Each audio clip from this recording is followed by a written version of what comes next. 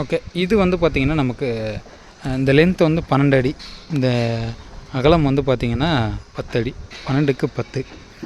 இது வந்து நம்ம 2A ஸ்லாபாக போட்டிருக்கோம். இப்போ 2A ஸ்லாபில் வந்து பார்த்திங்கன்னா கான்செப்ட் என்னென்னா, longer span divided by shorter span வந்து பார்த்திங்கன்னா 2 விட கம்மியாக இருந்தால் 2A ஸ்லாப், 2 விட அதிகமாக போச்சுன்னா 1A ஸ்லாப். இப்போ இது வந்து 12 டிவைடட் பை 10ன்னு போட்டிங்கன்னா ஒரு 1.2 to 1.3 அந்த ரேஞ்ச் தான் வரும்.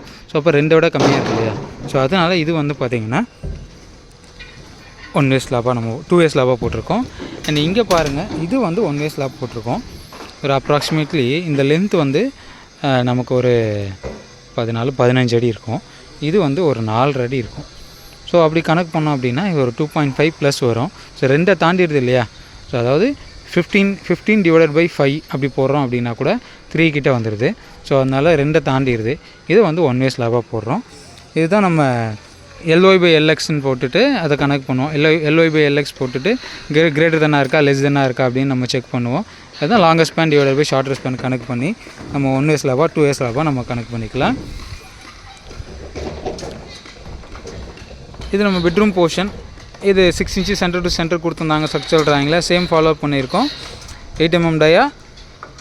அண்ட் இது லிவிங் போர்ஷன்.